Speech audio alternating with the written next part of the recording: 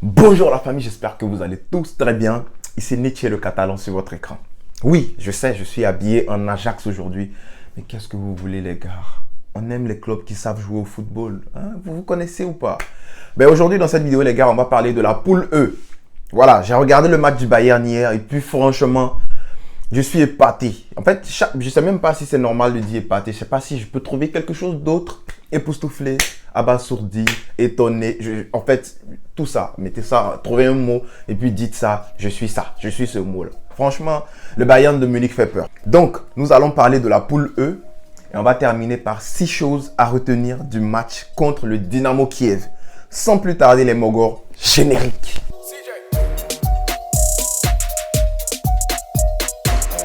Bon les gars, avant de commencer, si vous venez de me découvrir, n'oubliez pas de s'abonner et puis d'activer la cloche de notification. La chaîne grandit bien et puis c'est grâce à vous. Donc n'oubliez pas de vous abonner puis lâcher un pouce bleu en passant. C'est parti. Alors hier, ce qui s'est passé dans la poule E là, c'était vraiment bizarre. Voilà, on avait le Barça qui peinait à battre le Dynamo Kiev. Mais de l'autre côté, il y avait le Bayern qui a duré avant de mettre un but. Ils ont eu 2 buts qui ont été refusés par la VAR. Mais après, je pense que le Benfica a tenu jusqu'à la 60 et quelques minute. Je ne sais pas si ça se dit ça. Mais après, voilà, avalanche de buts. Et puis le Bayern de Munich plie le Benfica en 4. Voilà, ils les ont pliés en 4. Et puis franchement, nous, ça nous a fait plaisir. Moi, j'ai streamé. Je streamais fort. J'étais très content. J'ai regardé le match. Franchement, voilà. Et là, je me suis dit, bon, avant de parler des choses qu'il faut retenir de ce match-là, du match de Barça contre le Dynamo Kiev, on va parler rapidement de cette poule E-là. Voilà, des opportunités que ça laisse au Barça. Le Bayern qui plie le Benfica 4-0 avec 22 tirs, 18 tirs dans le match. Et puis 7 tirs cadrés. Franchement, c'est beaucoup. 7 tirs cadrés, c'est presque le nombre de tirs que le Barça a en 3 matchs de Champions League. Donc, ça montre un peu la différence de niveau entre nous et le Bayern. Voilà, on peut dire que le Bayern a une meilleure qualité dans l'effectif. Mais aussi, on voit que le Bayern, il y a une identité de jeu. Voilà, Hansi Flick est parti, il avait une identité de jeu, Nagelsmann est encore venu et lui il est encore pire qu'Hansi Flick, vous comprenez? Lui là, son identité de jeu c'est écraser l'adversaire jusqu'au bout en respectant l'adversaire. Voilà, c'est comme dans le Ghost of Tsushima que je joue là. Ce jeu là c'est très dangereux, je vous dis, donc shout out au jeu, allez jouer. Mais c'est un peu ça, le respect. Voilà, on tue l'adversaire en le regardant dans les yeux. C'est ce que le Bayern fait. Il te respecte, il te plie bien. Et puis après, salutations, on échange les maillots, respect, on se dit les bonnes choses. Et puis paf, on est parti. Hein? Sané qui était proche de son triplé, hein, mais il a servi Lewandowski. Ouais, il a donné un peu de gâteau à Lewandowski. Parce que tout le monde sait que Lewandowski, Lévi est en train de courir pour son ballon d'or contre Messi, les Jorginho, les Benzema qui est maintenant entré dans la course. Au dernier moment, lui, c'est maintenant qu'il entre dans la course. Et puis vous voulez qu'il gagne. Quittez-la. Mais ouais, Sané a servi Lewandowski, il aurait pu avoir un triplé, mais Sané était énorme hier, franchement, très énorme. Le Bayern, moi je dis les gars, c'est trop. C'est trop. Pourquoi je dis c'est trop? Parce que souvent quand vous regardez les matchs de football, quand je regarde les matchs de football, après je vais voir les analyses, après je vais voir les statistiques. Je vois que par exemple le Barça, quand on attaque, la plus souvent c'est 45% de l'attaque est sur un côté, 20% au milieu, et puis un petit 20 et quelques pourcents sur l'autre côté. C'est déséquilibré côté attaque. Mais je vais vous mettre les attaques du Bayern. La façon dont c'est équilibré là, le danger vient de partout en fait. C'est ce qu'il faut retenir. Tu as 32% à droite, 32% au milieu, 37% sur le côté gauche. En fait, le danger c'est équilibré, ça vient de partout. Et quand je vais vous mettre de l'autre côté, Benfica, vous allez voir la différence. Benfica c'était 48% de l'attaque sur le côté droit. Voilà, donc il y a une différence en fait. Tu vois que l'effectif du Bayern, l'idéologie de jeu, ça passe partout. Tout le monde peut marquer, tout le monde peut être dangereux. Voilà, tu avais un gars comme Coman, pas ce Ronald Koeman, le Coman de la France là, qui était très tranchant et franchement ça me fait peur. Moi je vous dis la vérité, hein. Franchement j'ai peur, je ne sais pas combien on va prendre, mais j'espère qu'on va faire quand même un bon résultat. Donc chapeau au Bayern, chapeau à Nagelsmann, ils nous ont aidés, j'espère que le match retour à l'Allianz Arena, ils vont encore plier le Benfica peut-être à 5-7-0. Voilà, nous on va là-bas, on va essayer de faire quand même un résultat. De toute façon, on va parler de ça plus tard. Alors là, on rentre dans la deuxième partie de la vidéo. 6 choses à retenir en fait du match contre le Dynamo Kiev. La première chose à retenir les gars, c'est que le Camp Nou était endormi. Voilà, on n'arrive même pas à remplir le Camp Nou à 50%. 47 000, j'avais dit quoi, 968 personnes, je me rappelle encore du chiffre. 47 968 personnes au Camp Nou, c'est chaud, voilà, c'est chaud. Et quand tu vois ça, sachant que 24 heures avant, au Wanda Metropolitano, c'était différent. Voilà, tu as l'impression que c'est 2 équipes qui jouent un sport différent. Tu as l'impression que voilà, au Wanda Metropolitano, hier, ils ont joué au foot, ou avant-hier, pardon, ils ont joué au football. Et nous, on a joué au golf.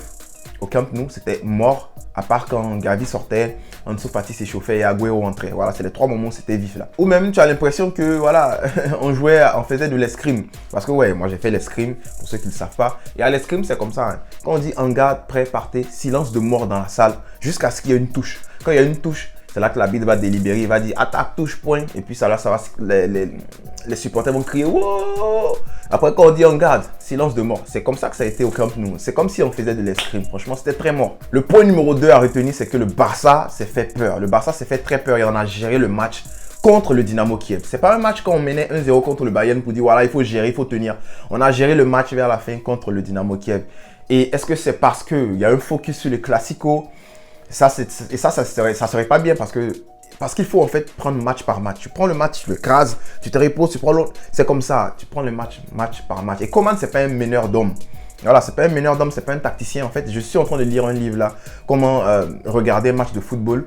Et dans ce livre-là, on montre que les coachs, il y a deux types de coachs. Il y a des coachs qui ont les deux en même temps. Il y a des meneurs d'hommes et il y a des tacticiens. Voilà. Et un gars comme, comment tu l'appelles? Un gars comme Ancelotti, c'est un meneur d'hommes. Lui, c'est un gars là. Il rentre dans un truc, dans les vestiaires. Et puis il te dit, en fait, voilà, il motive. Regardez Vinicius, il est en train de motiver les gars. Tu comprends? Et après, il faut quand même une partie de tactique. Je ne dis pas que Ancelotti n'a pas de tactique, mais c'est un meneur d'hommes et il a une partie tactique. C'est comme ça. Et Coman, je ne vois ni l'un ni l'autre. À quel moment la tactique de Coman a montré qu'il pouvait changer le jeu? Jamais. À quel moment il a été un meneur d'hommes? C'est pas juste un joueur, deux joueurs. Un meneur d'hommes, c'est l'équipe. Jamais. Et je reviens à mon point. Peut-être que l'équipe était focus sur le classico, ce qui ne serait pas bien. Parce qu'en tant que coach, vous devez vous focuser sur le match actuel. Le plier, pas 1-0 quand même. Même si je pense qu'on aurait pu voilà, avoir 2-3-0. Ansu Fati qui essaie de marquer un but sublime, les Luke de Jong qui manquaient, des trucs comme ça. C'est pas nécessairement la faute à Coman, le score. Mais je veux dire qu'on s'est fait peur, on a géré le match. Et à la fin, voilà, tout retombe sur Coman parce que c'est lui qui est le coach de cette équipe-là. Point numéro 3, les gars, c'est que Dest est un ailier. C'est moi qui ai dit ça ici en premier, non? Et par ricochet, si Dembouz, qui veut pas prolonger, s'il part, pour le moment, on aura un ailier, un griffe, un ailier pour le remplacer. C'est vrai que Dest n'est pas aussi fort que Dembélé en 1 contre 1.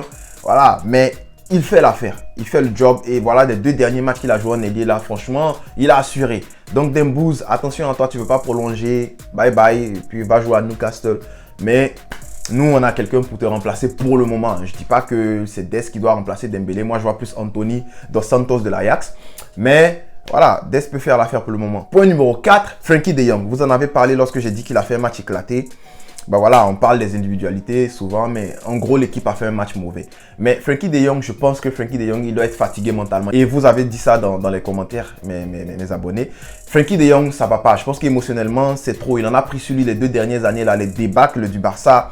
Voilà, il n'est pas habitué à ce genre de débat. Lui, c'est un gars qui joue le jeu de position, voilà, le jeu vers l'avant, la défense en avançant. Voilà, ce genre de football-là. Je vois très bien Frenkie de Jong très bien jouer à l'Ajax actuellement qu'au Barça. Et c'est dommage. Il joue mieux même en Hollande. Et c'est pas donc la faute de Jong si ça va très mal au Barça actuellement. C'est le coaching. Parce qu'on voit le gars jouer mieux ailleurs. Les autres joueurs, même les Busquets, ils jouent mieux quand ils sont en sélection. Donc, il faut se poser des questions. Donc, Frenkie de Jong, ça se voit que, voilà, émotionnellement, le petit, il est fatigué. Ça peut être physiquement aussi. Il faudrait que, peut-être, Coman fasse plus de rotation avec ce Frenkie de Jong là. Voilà, de temps en temps, le sortir, le reposer, et puis mettre un autre gars en 6, les Nico, tu vois, pour le reposer de temps en temps, pour rafraîchir le jeu, je pense. Parce que émotionnellement, ça va pas. Frenkie de Jong, je le vois. Et puis physiquement, je pense qu'il est un peu fatigué, il est un peu essoré. Du coup, Frenkie de Jong, faut faire attention, un peu de caution. Ronald Koeman. Le point numéro 5 qui est pas d'identité de jeu. Et c'est un point qui est relié, en fait, voilà, qui est la cause du point numéro 1 qui était le Camp Nou endormi. Il n'y a pas d'identité de jeu. Les supporters, ils viennent, ils voient que voilà, il n'y a rien. Ballon sur le côté. Les 4 joueurs, comme je l'ai dit dans le débrief hier, les 4 joueurs qui font des passes, essayer de centrer, Dest qui essaie de faire des trucs pour rentrer. Pas d'identité de jeu, à part... En fait, il n'y a rien à voir. Il n'y a pas de pattern de mouvement de balle, il n'y a pas de triangle qui se forme, ni de losange. C'est chaud. Du coup, il n'y a rien. C'est pas plaisant, tu comprends? Donc, il n'y a pas d'identité de jeu. Puis, c'est difficile parce que même Ronald Koeman, tactiquement, si on met l'identité de jeu qui est une part de la tactique à part, Ronald Koeman lui-même, lorsque le Barça va mal, c'est difficile de voir un ajustement tactique qu'il peut faire pour changer la donne, pour changer le jeu. Donc, il y a ça aussi que moi, j'ai retenu dans le match contre le Dynamo Kiev. Et le dernier point, c'est que la qualification est à portée de main. Voilà, c'est vrai que tout, ça va très mal hein, côté Barça actuellement. Je pense que si Koeman doit rester jusqu'à la fin, ça va être chaud. À la fin de la saison, ça va être chaud. Mais il y a de quoi, on peut se qualifier quand même. Je pense qu'il y a, je reste sur ma décision, il y a de la qualité dans cette équipe-là. Je refuse de croire que, voilà, cette équipe-là est mauvaise comparée au Club Bruges, comparée à Lille, comparée à Nice, comparée à Marseille. Je refuse de croire cela. Je pense qu'il y a de la qualité dans cet effectif-là. Et voilà, la qualification encore à portée de main. Il faut battre le Dynamo Kiev chez eux, ce qui sera difficile. On va faire l'avant-match. Ça sera difficile. Mais je pense qu'au Dynamo Kiev, chez eux, je veux dire à Kiev, vu qu'ils vont jouer devant les fans, ils vont essayer de sortir pour venir marquer des buts, pour venir presser, ils vont venir presser haut. Et ça va sûrement laisser des espaces derrière à exploiter pour Fati et Dembélé. Donc je pense que voilà, ce match-là sera un peu plus ouvert. On pourra le gagner s'ils viennent sortir, qu'on a un plan de match en fait. Voilà, donc c'est possible. Il va falloir battre le Benfica chez nous à la maison. Il va falloir prendre notre revanche. Ils nous ont battus chez eux. Donc il va falloir faire pareil chez nous. Et voilà, contre le Bayern de Munich, on va devoir faire un résultat. Ça sera chaud, mais bon. J'espère que le Bayern va taper le Benfica encore à l'Allianz Arena, ça devrait être facile pour eux de toute façon. Donc voilà, c'était tout pour moi aujourd'hui. J'espère que vous avez aimé ma vidéo. Si c'est le cas, pouce bleu, thumbs up les gars. Et puis voilà, on s'abonne si ce n'est pas encore fait. On se retrouve plus tard pour une prochaine vidéo où on va parler des actus du Barça. Donc on garde le sourire les gars. Visca et le Barça. On est fort, on est puissant de Catalan. Le Catalan.